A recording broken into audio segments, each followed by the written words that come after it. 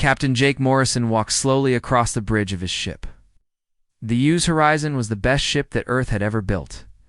Today was the most important day in human history. They were going to meet aliens for the first time as equals. Jake looked out the big window at the front of his ship. In the distance, he could see a huge space station. It looked like a giant wheel spinning slowly in the darkness of space. Lights blinked all around it like Christmas decorations.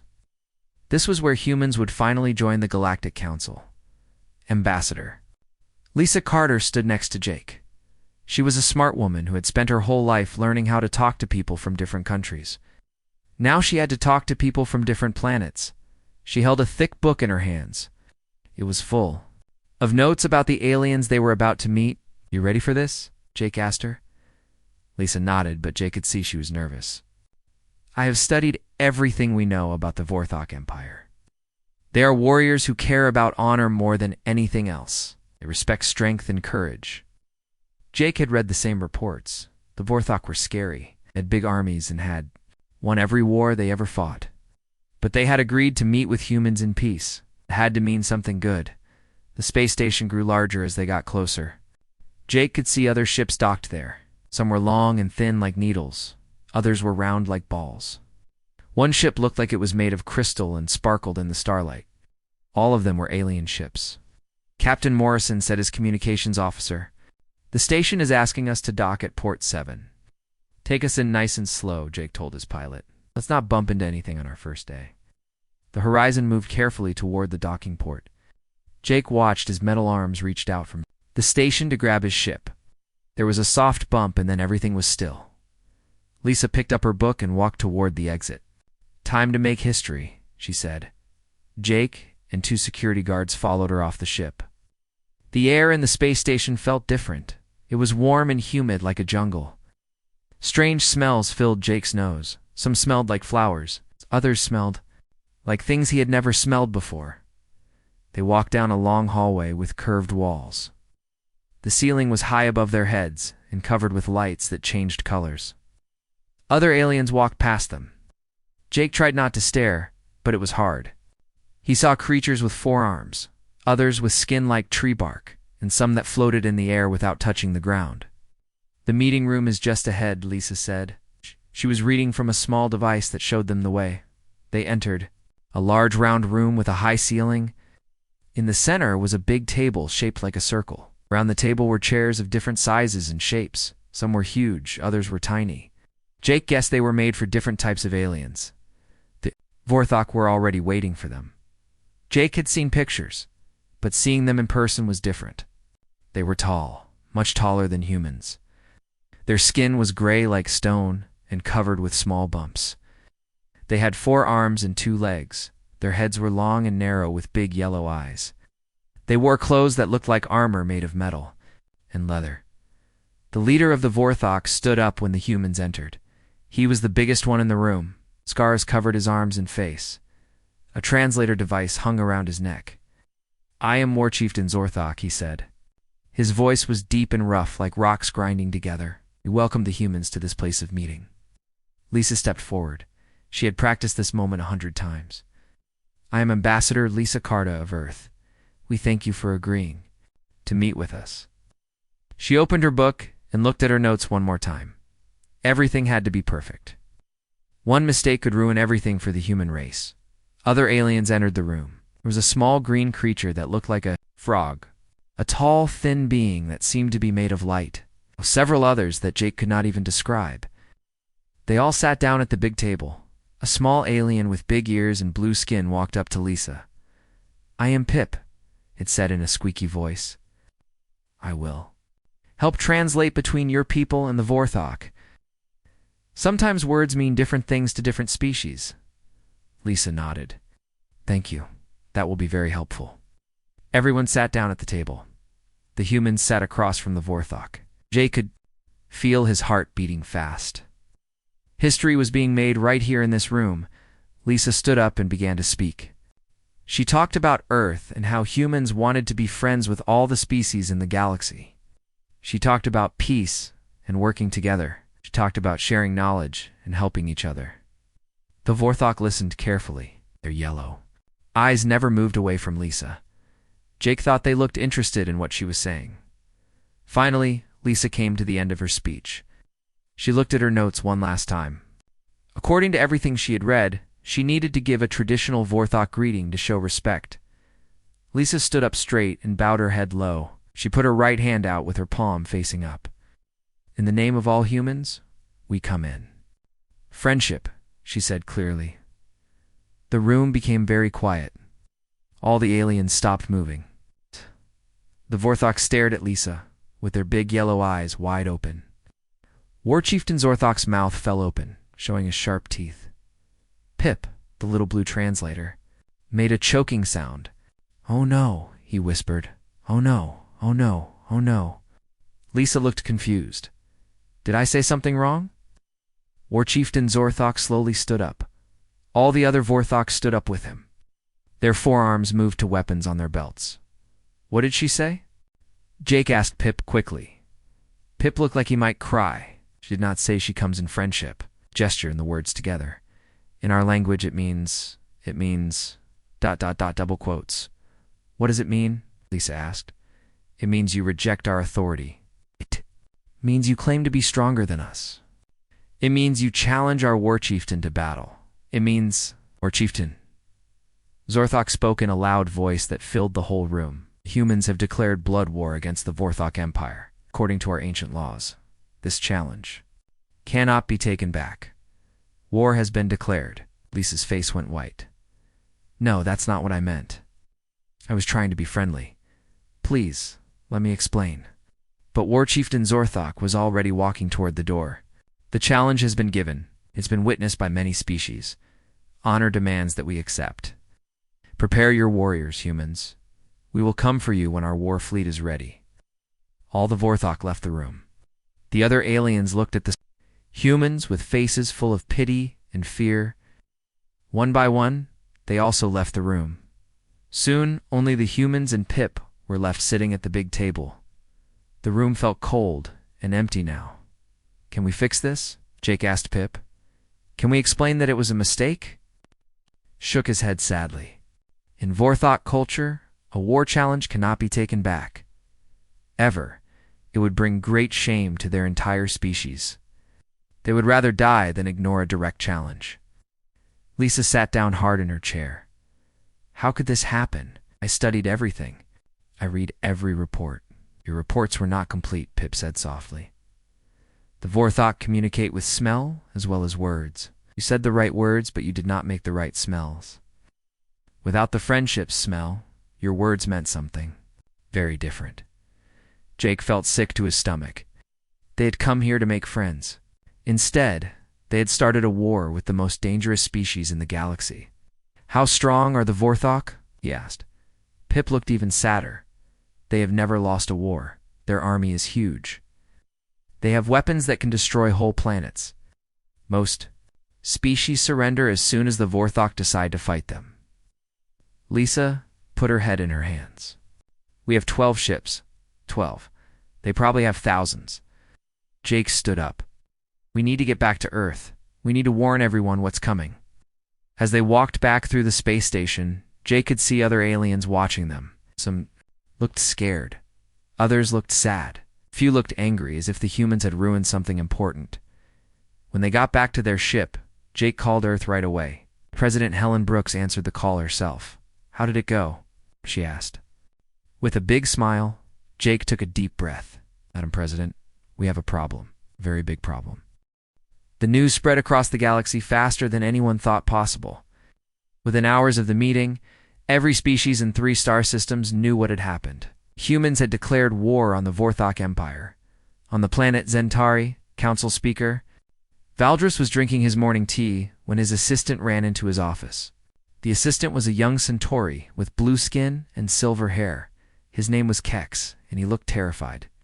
"Speaker Valdris," Kex said, breathing hard. "You need to see this message. It came from the neutral station." Valdris put down his tea cup. He was an old Centauri who had been the council speaker for 30 years. He had seen many crises, but Kex had never looked this scared before. "What does it say?" Valdris asked. "The humans declared blood war against the Vorthok, War Chieftain." Zorthok accepted the challenge. The war will begin as soon as the Vorthok gather their fleet. Valdris felt his heart skip a beat.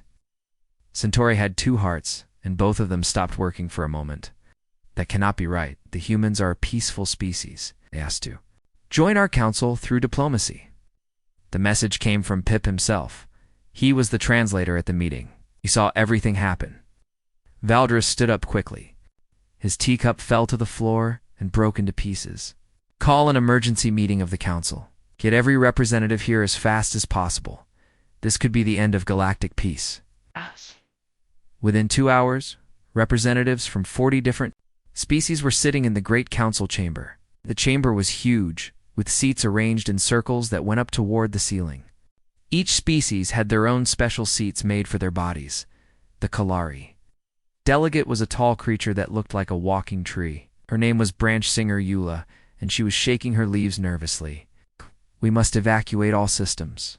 Near human space immediately, she said in her voice that sounded like wind through branches.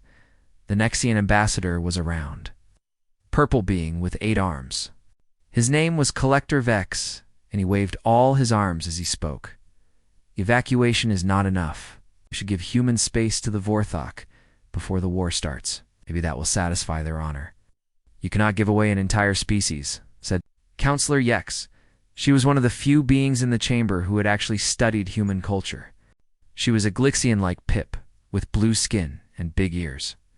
The humans did not mean to declare war.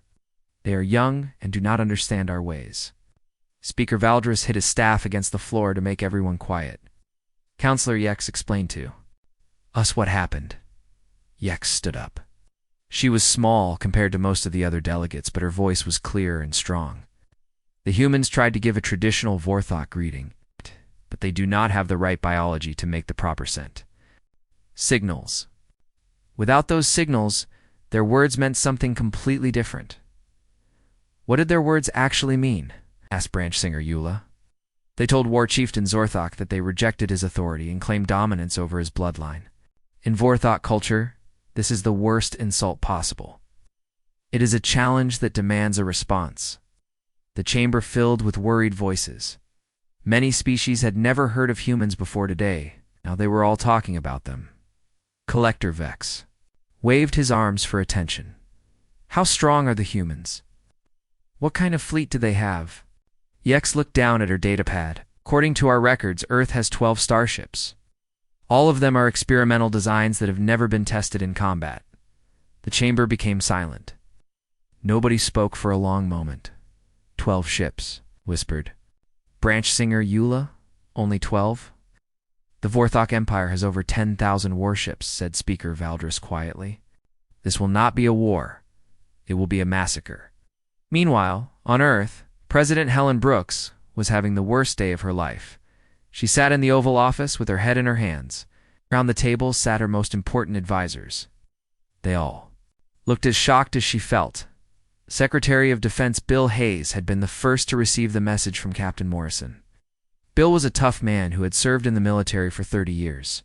He had seen many battles, but never anything like this, Madam President, Bill said slowly.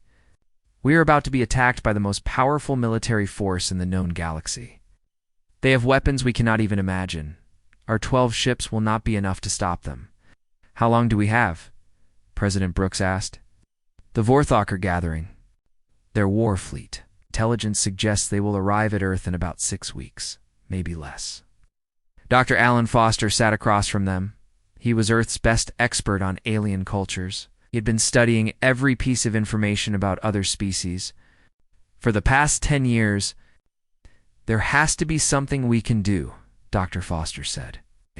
Some way to explain the mistake. Bill shook his head. I contacted our embassy on the neutral station. The Vorthok will not listen to any explanations. According to their laws, a war challenge cannot be taken back. It would bring shame to their entire species. President Brooks stood up and walked to the window.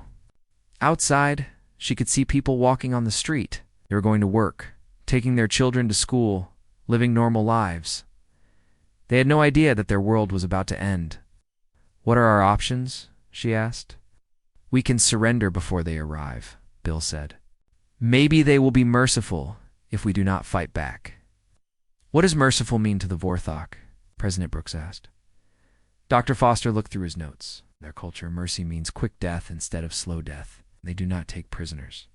They do not allow defeated enemies to live. President Brooks felt cold.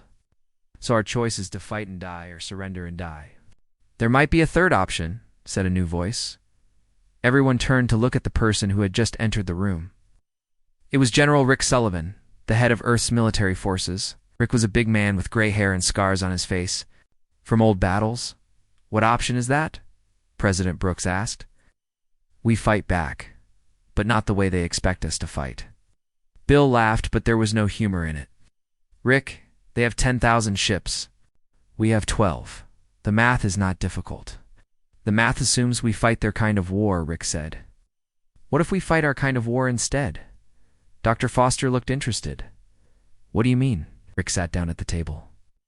I have been reading everything we know about Vorthok military tactics. They fight with honor. They follow rules. They announce their attacks before they make them. They fight ship to ship in organized formations. So, Bill asked.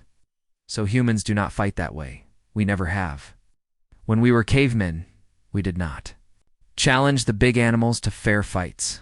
We hid behind rocks and threw spears. We used tricks and traps. We cheated. President Brooks turned away from the window. Are you suggesting we can actually win this war? I am suggesting we can make them pay a price they do not expect. Maybe a price so high that other species will think twice before attacking us in the future. Bill still looked doubtful. Even if you are right, we only have 6 weeks to prepare. How can we build an army in 6 weeks? Rick smiled for the first time since the meeting began. We do not need to build an army. We need to wake up the army that already exists. What army? Dr. Foster asked. Every human is a potential soldier. We are a species of fighters. We fought our way to the top of the food chain on a planet full of dangerous animals.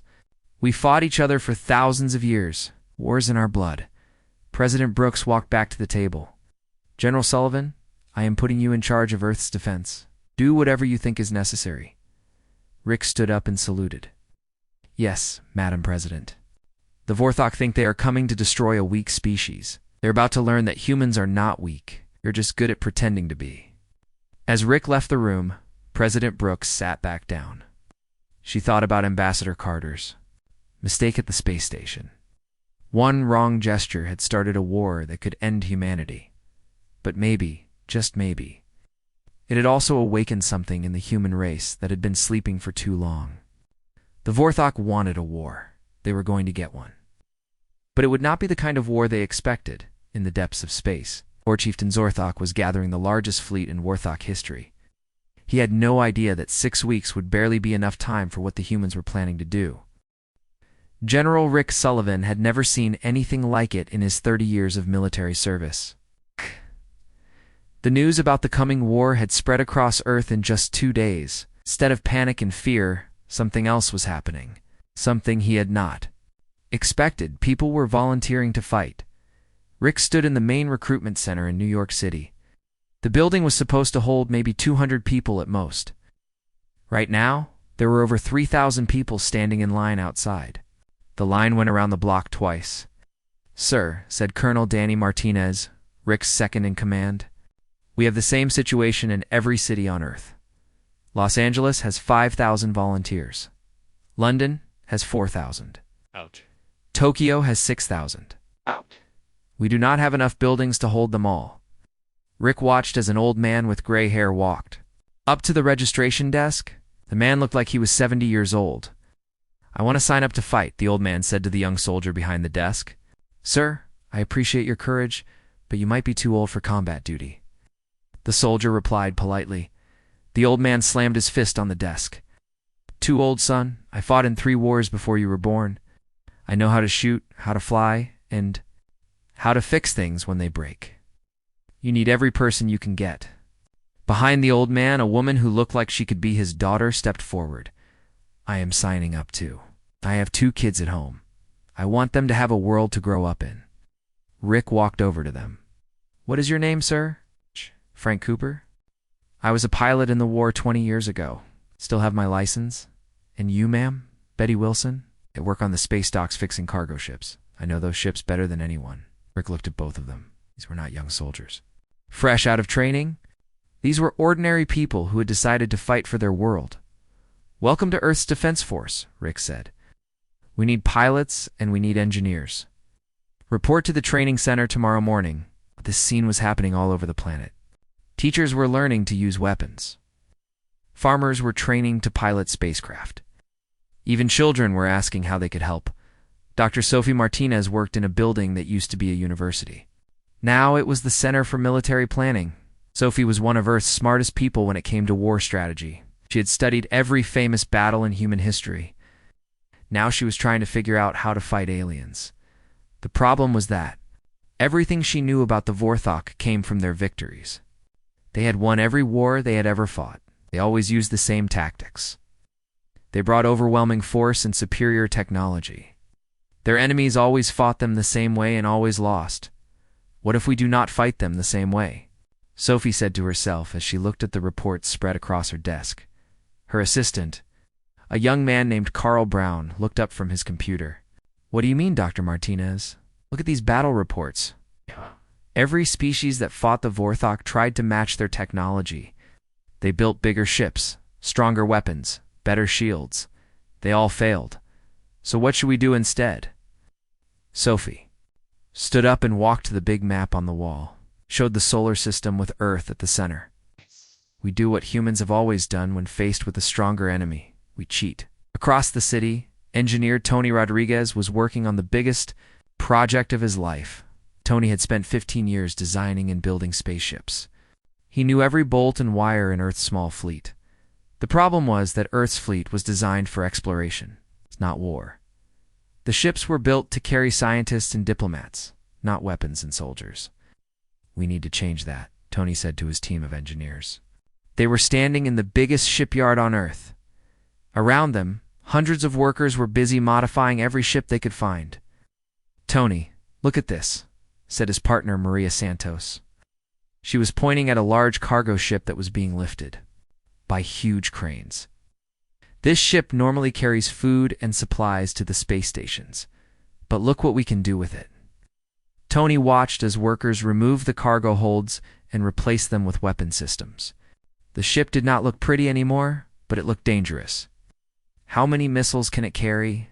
Tony asked. 200. We can build 50 more ships just like it in the next month. Tony smiled. The Vorthok were expecting to fight 12 small exploration ships. They were going to face hundreds of armed vessels instead. But the biggest surprise was happening in the training centers around the world, Captain. Jake Morrison had been put in charge of training the new pilots. He expected it to take months to teach civilians how to fly combat missions. What he found instead amazed him. These people learned faster than anyone I have ever seen, Jake said to his training officer, Lieutenant Nancy Davis. They were watching. A group of former taxi drivers learned to pilot fighter craft.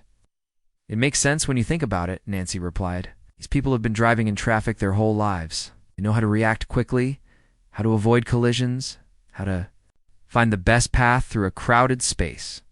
On the screen in front of them, they could see the simulation results. The taxi drivers were not flying like military pilots. They were flying like taxi drivers. They took shortcuts, made sudden turns, and used tactics that no military academy would ever teach, and they were winning their practice battles. Sir, said one of the taxi drivers after finishing his simulation.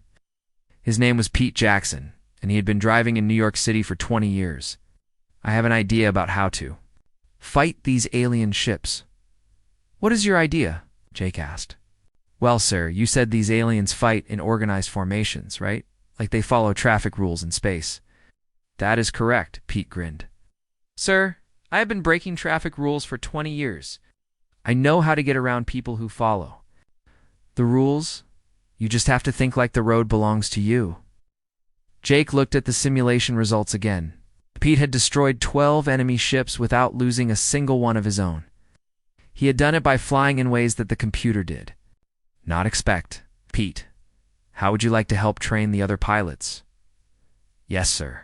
I would like that very much. Meanwhile, in space, The Vorthok were taking their time to gather their war fleet. War Chieftain Zorthok stood on the bridge of his flagship, the Bloodfang. It was the largest warship ever built by his people. "How long until the fleet is ready?" Zorthok asked his second-in-command, Subchieftain Vorthok. "2 more weeks, War Chieftain. We will have 2,000 ships, including 50 of our largest battleships. The humans will not be able to resist us." Zorthok looked out at the growing fleet around his ship. Each vessel was a masterpiece of Vorthok engineering. They had weapons that could destroy mountains, shields that could stop any attack, and sensors that could detect enemies from vast distances. "What do we know about human military capabilities?" Zorthok asked. "Our spies report that they have only 12 ships. All of them are small exploration vessels with minimal weapons. They have no military tradition.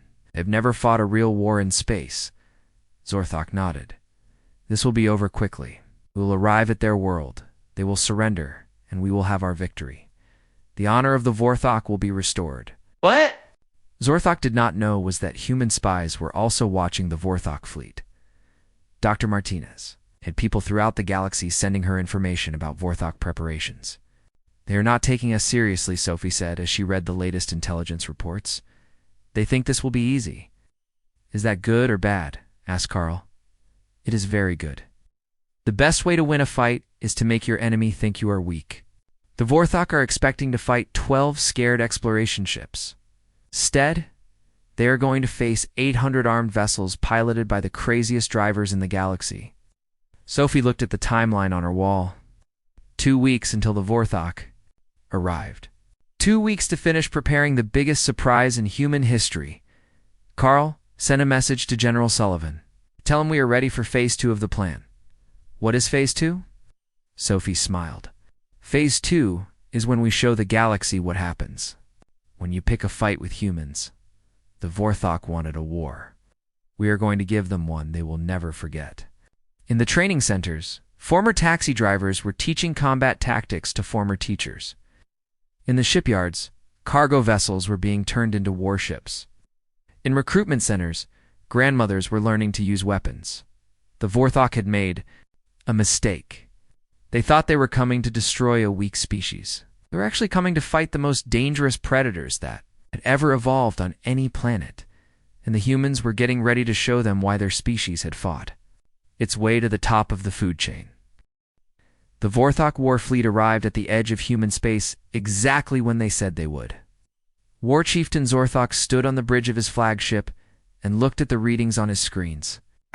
2,000 of the most powerful warships in the galaxy floated in perfect formation behind him. "War Chieftain," said his communications officer, "we are broadcasting our arrival to the humans as tradition demands. We are also sending the message to all species in the galaxy so they can witness our victory." Zorthok nodded. The Vorthok always followed the ancient rules of war. An enemy must be given the chance to surrender with honor before the battle begins.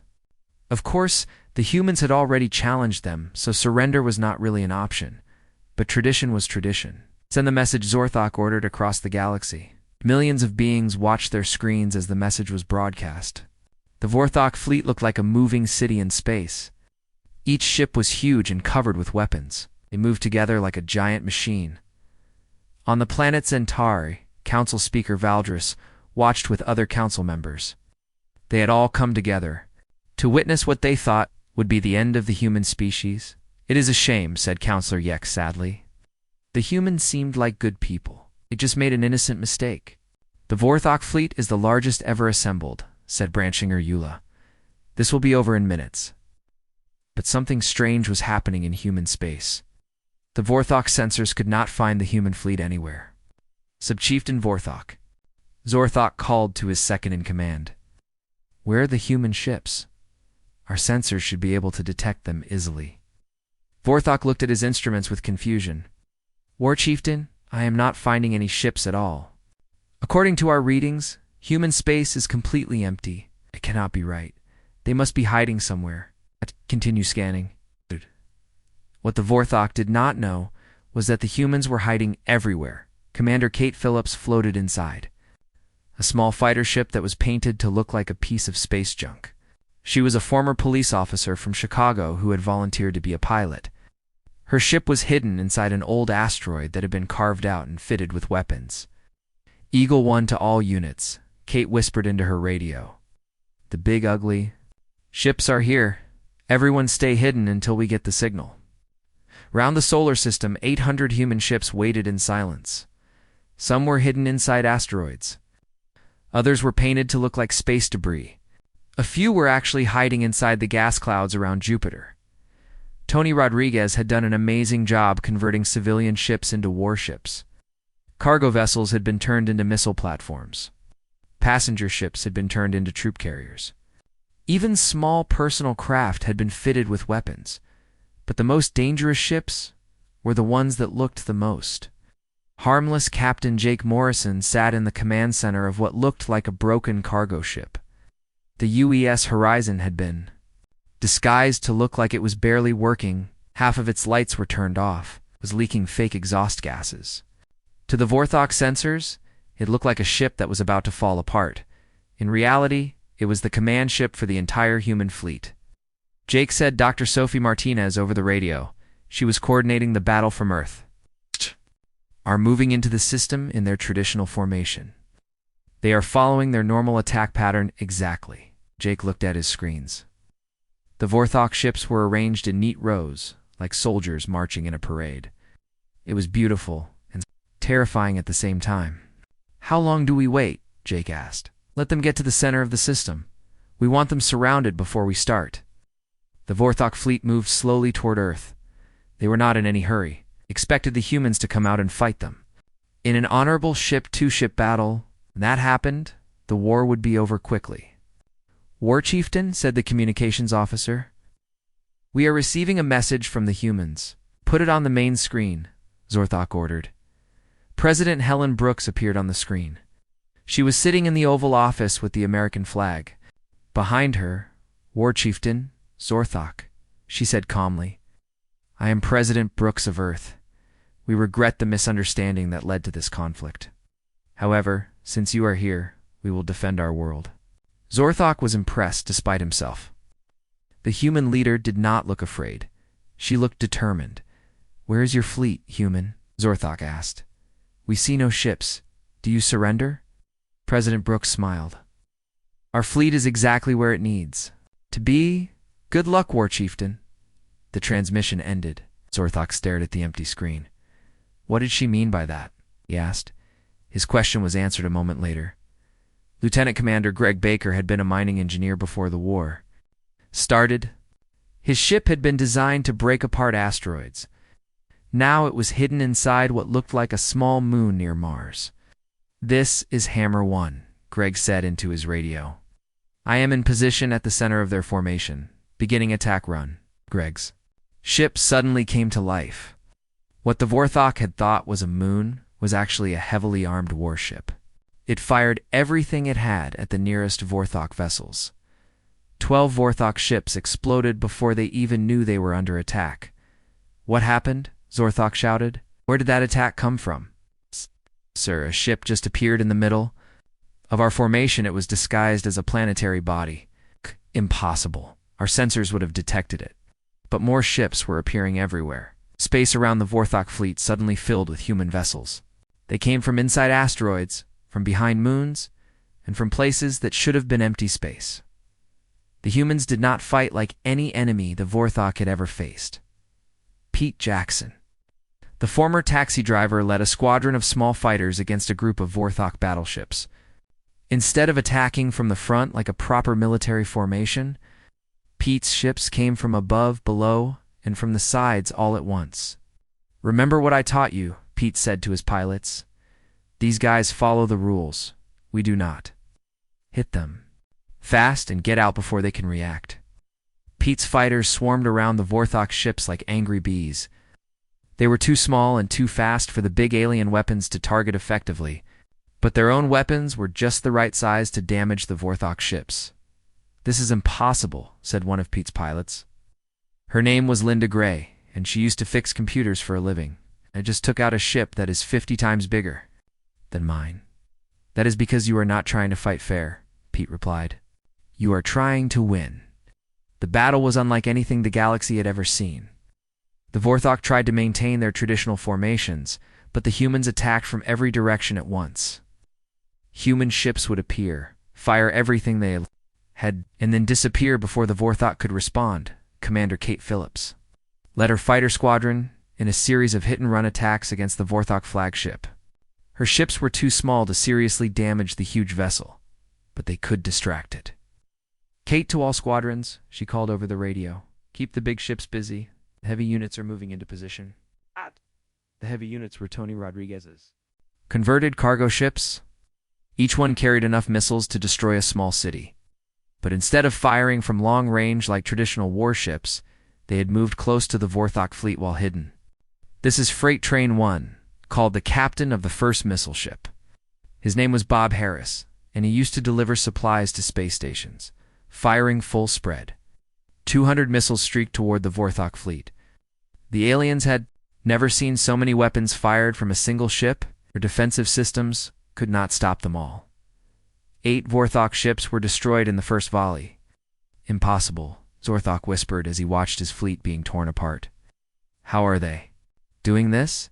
They only have 12 ships, War Chieftain said. Sub-Chieftain Vorthok? Our count shows over 800 human vessels. They must have been building ships in secret. But the real surprise was still coming. Captain Jake Morrison had been waiting for the perfect moment. The Vorthok fleet was now spread out and confused. Half of their ships were damaged or destroyed. The rest were trying to find enemies that kept disappearing. "All units, this is Jake Morrison," he said over the fleet-wide radio. "Execute final phase." What happened next would be talked about in the galaxy for 1,000 years.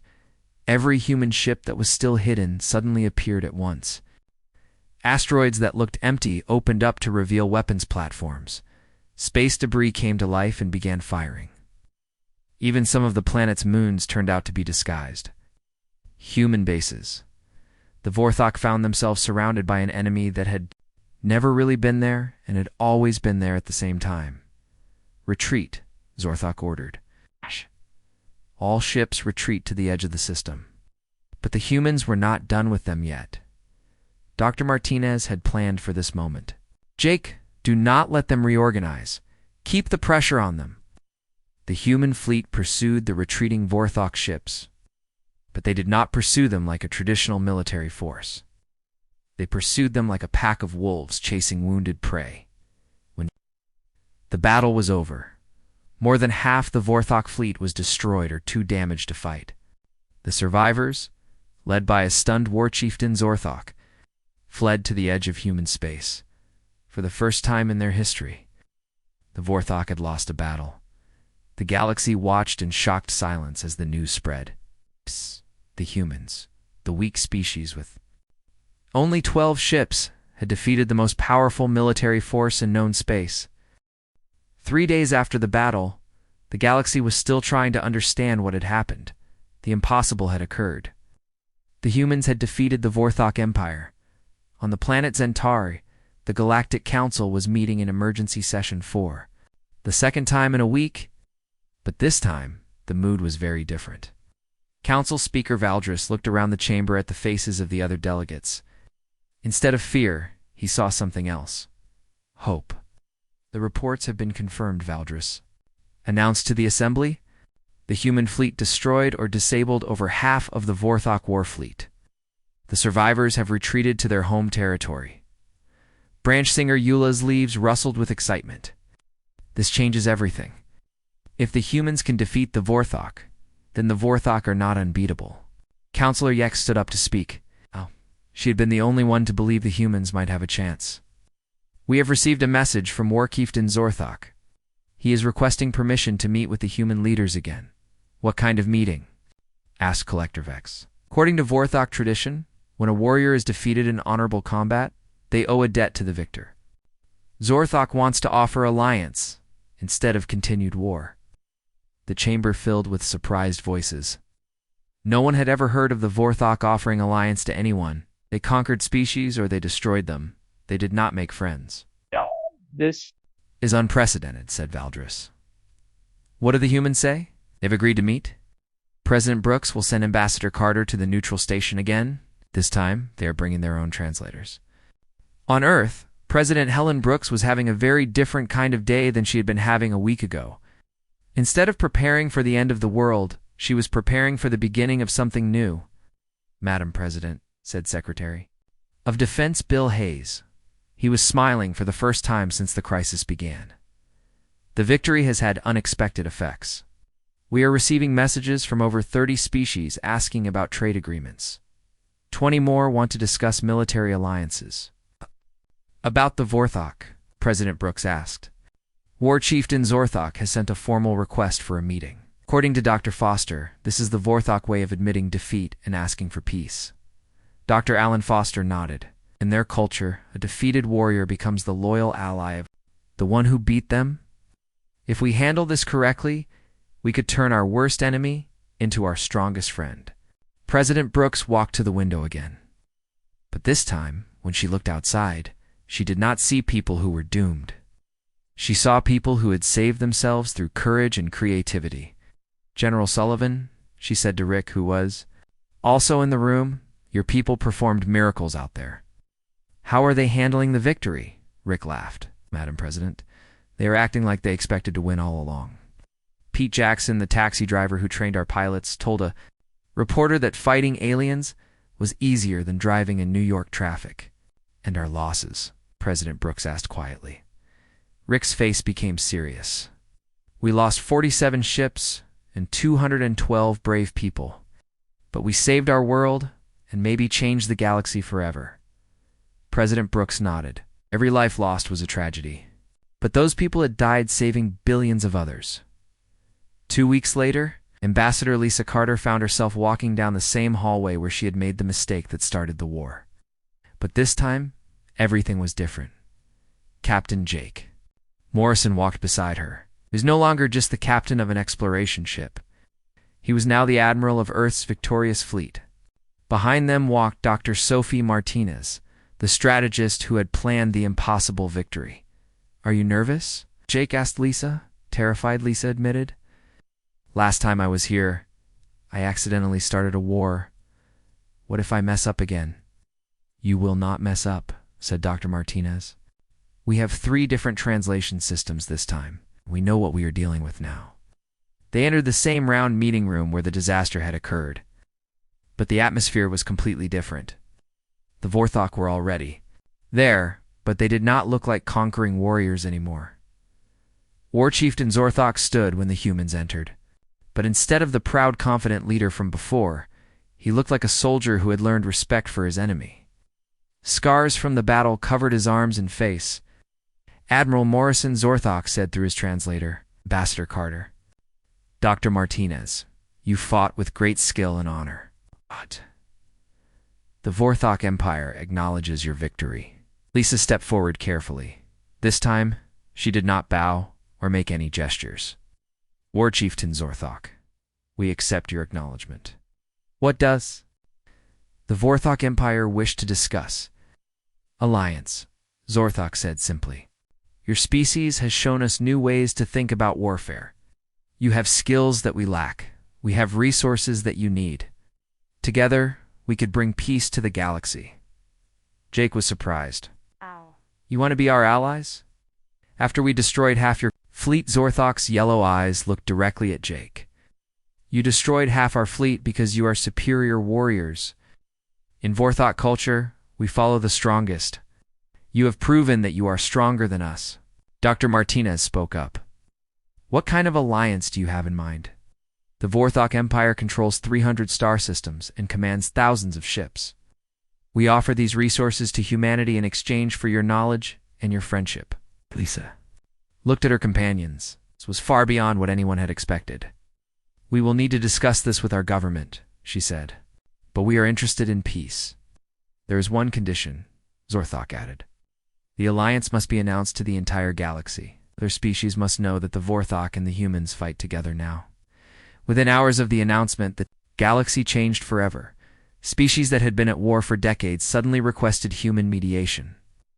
The Kalari and the Nexians, who had been fighting over a border dispute for 50 years, agreed to peace talks when they heard that humans would. Be involved. Why do they trust us so much? President Brooks asked Dr. Foster during a briefing. Because we did something that no one thought was possible, Dr. Foster explained. We beat the Vorthok without using superior technology or overwhelming force. Used intelligence and creativity. Every species in the galaxy is thinking the same thing. If humans can find a way to beat the unbeatable Vorthok, maybe they can find ways to solve other impossible problems. Captain Jake Morrison, now Admiral Morrison, found himself commanding Joint Human Vorthok Task Forces. The combination was incredibly effective. Human creativity and Vorthok discipline created military units that could end conflicts quickly and with minimal casualties. Admiral said Commander Kate Phillips during one of their missions, "I never thought I would be giving orders to the same aliens who tried to destroy Earth a few months ago." Jake watched as human and Vorthok ships worked together to stop a war between two other species. People change, Kate, even alien people. Zorthok told me that fighting us taught him that there are better ways to solve problems than just using force. The taxi driver Pete Jackson became famous throughout the galaxy as the human who taught military tactics by breaking traffic rules. He was invited to speak at military academies on dozens of worlds. The secret Pete told his alien audiences is to remember that rules are made by people who expect other people to follow them. If you think differently than your enemy, you can win even when you are weaker. Dr. Sophie Martinez was appointed as the first human Vorthok strategic coordinator. Her job was to find peaceful solutions to conflicts before they became wars. "We have ended 12 conflicts in the past 6 months," she reported to President Brooks. "The galaxy is more peaceful now than it has been in centuries." "All because of a translation mistake," President Brooks said with amazement. "No, madame," President Dr. Martinez replied. "Because of how we responded to the mistake, we could have given up, could have surrendered. Instead, we decided to fight. When we fought like humans." General Rick Sullivan retired from active duty but continued to train military officers from across the galaxy. His academy on Earth became famous for teaching what became known as human-style warfare. "What is the most important lesson you teach?" asked a reporter from the Galactic News Network. "That being outnumbered does not mean you are outmatched," Rick replied. "Every species has advantages that they do not know about. Humans just happen to be very good at fighting dirty and thinking outside the box." "And what about the Vorthok? Are they really our friends now?" Rick smiled. "War Chieftain Zorthok visits Earth every month. He is teaching our children about Vorthok history, and we are teaching his children about human creativity. His son wants to be a taxi driver when he grows up." 5 years after the accidental war declaration, Earth had become one of the most important planets in the galaxy. The Human Vorthok Alliance was the strongest military and diplomatic force in known space. Ambassador Lisa Carter, now the Earth's representative to the Galactic Council, often thought about the day when her mistake had changed everything. "Do you ever regret what happened?" asked Counselor Yex during one of their conversations. Lisa looked out at the space station where ships from dozens of species docked peacefully together. Human and Vorthok vessels worked side by side. The galaxy was more united than it had ever been.